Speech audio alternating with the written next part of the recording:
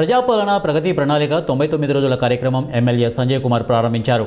ఈ సందర్భంగా ఆయన మాట్లాడుతూ రాష్ట్ర ముఖ్యమంత్రి తన అధీనంలో ఉన్న మున్సిపల్ శాఖలో పచ్చదనం, పరిశుభ్రత, నీటి వనరుల సద్వినియోగత, ప్రణాళికాబద్ధంగా పట్టణాల అభివృద్ధి దృష్టిలో ఉంచుకొని 100 రోజులు ప్రణాళిక ప్రారంభించారు. ప్రతిరోజు ఒక మండలంలో నూతనంగా ఏర్పడినటువంటి సర్పంచులు మరియు మండలాధికారుల పర్యవేక్షణలో ఈ కార్యక్రమం కొనసాగుతుందని వారన్నారు.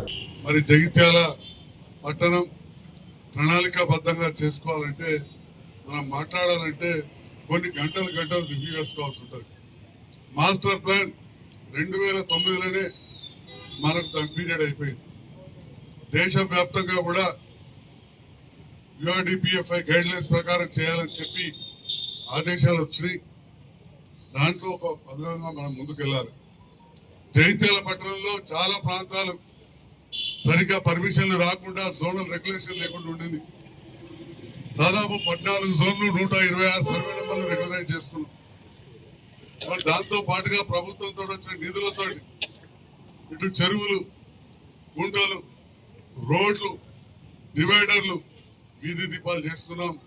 పేదవాళ్లకు రాష్ట్రంలో ఎక్కడ లేని ఇల్లు మీ అందరి సహకారంతో, ప్రభుత్వ సహకారంతో మనం జగిత్యాలని కట్టుకున్నాం. రాష్ట్రంలో ఎక్కడ లేనండి. మరి అదంతా మీ సహకారం, అధికారుల